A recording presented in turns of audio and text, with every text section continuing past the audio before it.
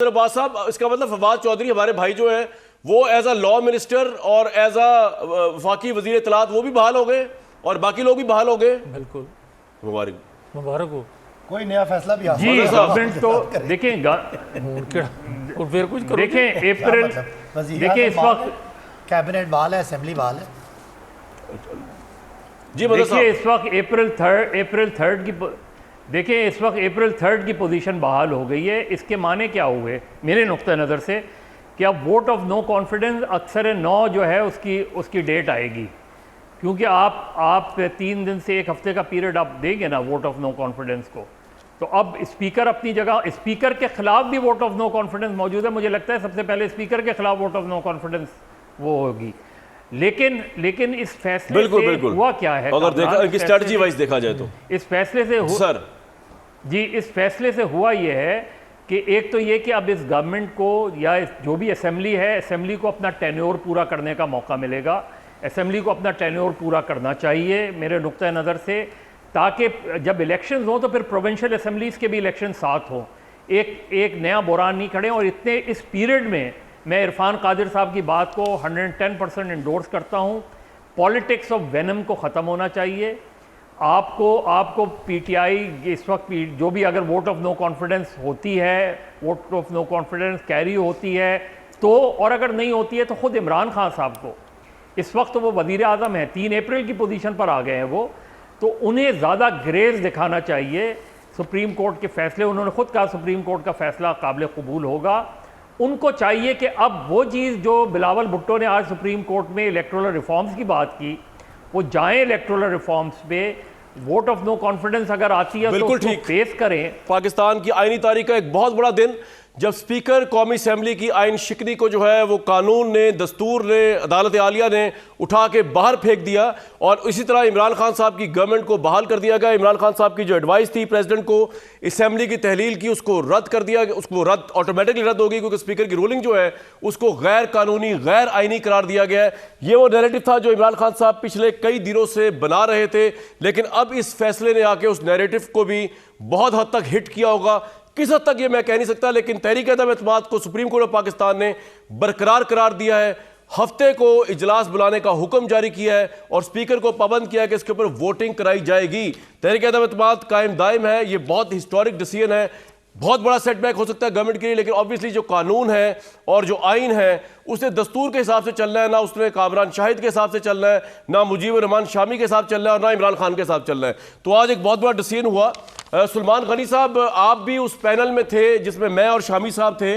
जो point of view हम दे रहे थे कानून और दस्तूर को देखते हुए, आज अदालत ने मनोअन वही पॉइंट ऑफ व्यू जो है प्रिवेल हुआ है। सलमान गनी साहब देखिए, बात ये कामरान साहब, मेरा ख्याल आज का दिन पाकिस्तान के अंदर आइन और कानून की बालादस्ती के हवाले से बड़ा अहम दिन है, और ये दरअसल मैसेज इस बात का है, ये किसी एक पॉलिटिकल फोर्स के लिए नहीं बल्कि तमाम फोर्सेस के लिए एक मैसेज है कि किसी शख्स को पाकिस्तान के आइन पे असरअंदाज होने की इजाज़त नहीं होगी। और ख़ास तौर पे पाकिस्तान के अहले सियासत को ये एक पैगाम है अदालत उज़्मा का कि आपकी अपनी एक डोमेन है, और जो स्पीकर साहब ने जो ये रूलिंग दी थी, इस रूलिंग को गैर कानूनी करार देके ये साबित किया है कि स्पीकर कोई खुदाई एहलकार नहीं है कि वो जो चाहे मादर पिदर आज़ाद समझते हुए सब कुछ कह डोले। मैं समझता हूँ कि पार्लियामेंट की एक अपनी हैसियत कायम है, एक अपनी अहमियत कायम है। कवर दिलशाद साहब, अगर आज पाकिस्तान तहरीक इंसाफ रिजाइन भी करते हैं नेशनल असेंबली से, तो क्या तहरीक अदम एतमाद में कोई फर्क पड़ेगा?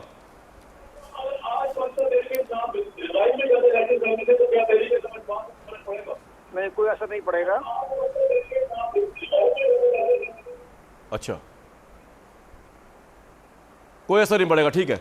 आपको शायद गलबा मेरी आवाज़ नहीं आ रही। शामी साहब, आपका भी ये बड़ा प्रिवेल्ड मौक़िफ़ रहा, और हमने इस पर बात भी की कि दस्तूर और आइनी लिहाज से ये बड़ा इंपॉर्टेंट था कि स्पीकर के पास कोई ऐसे खुदाई इख्तियारात नहीं है। और अटॉर्नी जनरल ने मुझे भी इंटरव्यू देते हुए ये बताया कि, और उन्होंने आज बड़ा क्रेडिबल अटॉर्नी जनरल साबित, तो हमें भी इंटरव्यू देते हुए उन्होंने बताया था कि स्पीकर जब भी आइन शिकनी करेगा तो वो कानून में चैलेंज होगी। लेकिन क्या वजह थी शामी साहब की हुकूमत इतनी ज़्यादा ओवर कॉन्फिडेंट क्यों थी कि वो आइन शिकनी भी करवा सकते हैं, वो सब कुछ करवा सकते हैं, और वो everything will be get away with, और कोई पूछने वाला नहीं होगा? शामी साहब, असल में इमरान खान साहब जो हैं उनको उनके नाबालिग कानूनी मुशीर जो हैं उन्होंने गुमराह किया।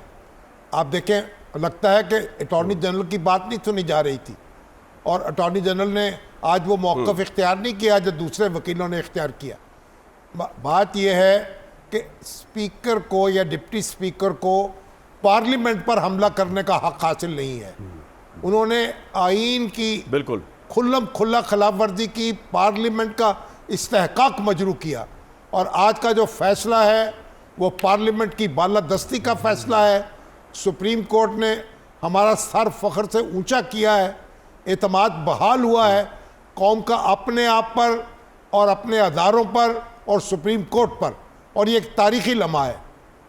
और अब ये अगर कोई इस्तीफा देता है, अगर मिनॉरिटी इस्तीफा देती है उससे कोई फर्क नहीं पड़ता, मेजॉरिटी इस्तीफा देगी तब असेंबली डिसॉल्व होती है।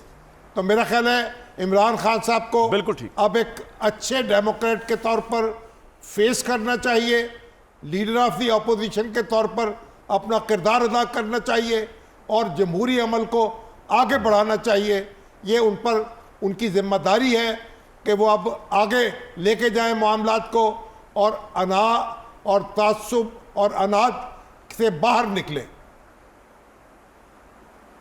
ज़बरदस्त आपने ये आखिरी बात होगी बज़र अब्बास साहब, लेकिन जो शामी साहब फरमा रहे हैं, क्या आपको लगता है कि इमरान खान साहब अपने आप को अपोजिशन लीडर के रोल में कबूल कर लेंगे? क्योंकि अगर ऐसा उन्होंने करना होता तो इतना बड़ा बखेड़ा करने की क्या ज़रूरत थी? स्पीकर के जरिए आइन शिकरी कराने की क्या ज़रूरत थी इमरान खान साहब को? आपको लगता है कि वो अब इस रोल को एक्सेप्ट कर लेंगे जो पार्लियामेंट में उनकी जायज़ पोजीशन है, जो नज़र आ रही है कि थादी उनके साथ नहीं है, अपोजिशन का जो रोल है वो कर लेंगे बज़र साहब? कामरान देखिए, अभी कुछ मरहले बाकी हैं, हम बहुत जल्दी कंक्लूजन पे पहुंच रहे हैं। देखिए, अभी तो वोट ऑफ नो कॉन्फिडेंस पास होनी है, फिर उसके बाद स्पीकर के खिलाफ वोट ऑफ नो कॉन्फिडेंस आनी है, उसके बाद लीडर ऑफ द हाउस का इलेक्शन होना है और अगर शहबाज शरीफ लीडर ऑफ द हाउस हैं तो उन्हें वोट ऑफ कॉन्फिडेंस लेना है। तो अभी मरहले हैं, अभी से हमने इमरान खान को लीडर ऑफ द अपोजिशन क्यों बना दिया? अभी तो पहले तो वो लीडर ऑफ द हाउस का कॉन्फिडेंस लूज करें, उसके बाद लीडर। हाँ, ये जरूर है मज़र साहब, हमें आपको पता ही है कि थादी उनके साथ नहीं है। सबक वो क्या सबक है मज़र साहब? मैं तो एक सर आज की कामरान आज की पोजीशन क्या है? उसके खिलाफ अक्सरियत इतनी जल्दी तहरीक नहीं, शामी साहब क्या फरमा रहे हैं थे और उनकी फहरिस्त भी पेश की है। शामी साहब अभी तो वोट में, शामी साहब अभी तो वोट ऑफ नो कॉन्फिडेंस पास होनी है। दुरुस्त है, अभी वोट ऑफ नो कॉन्फिडेंस पास नहीं हुई है। मदद साहब, ये टेक्निकल बात है क्योंकि मेजॉरिटी जो थी वो असेंबली में मौजूद थी और आज उनकी फहरिस्त भी पेश की। मैं शाबी साहब को इसलिए इंडोर्स करूंगा कि एक तो मैं वहां पे मौजूद था। शाबी साहब एक मिनट, मेजॉरिटी जिसमें शुजात साहब का बेटा और चीमा साहब, MQM बाप, आजाद अराकीन दो और बाकी की अपोजिशन, इस लिहाज से मेजॉरिटी साथ थी। और चैलेंज किया था किसी ने, उस एक्सरियत को किसी ने चैलेंज नहीं किया था। 176 मेंबर मौजूद थे। और दूसरी बात यह कि मदद साहब, ये तो आप भूल ही जाएं कि इमरान खान साहब कभी इस वजह से असेंबली तोड़ते कि उनके पास अक्सरियत होती, वो नहीं थी तो उन्होंने असेंबली तोड़ी। जी मदर साहब। मेरे भाई, अभी मैं सारी बातें एग्री कर रहा हूँ। मैं तो कह रहा हूँ वोट ऑफ नो कॉन्फिडेंस अगर इमरान खान साहब थोड़ा ग्रेस दिखाते तो मेरे नुक्ता नज़र से तो इमरान खान साहब को बहुत पहले रिज़ाइन कर देना चाहिए था, क्योंकि रिज़ाइन करना भी एक डिफाइंस होती है। बदकिस्मती से उन्होंने एक ऐसी जंग को जीतने की कोशिश की जो हार चुके थे। इज द रियल इशू मजर इसलिए भाई, लेकिन grace and the sportsman spirit जी इज द रियल इशू।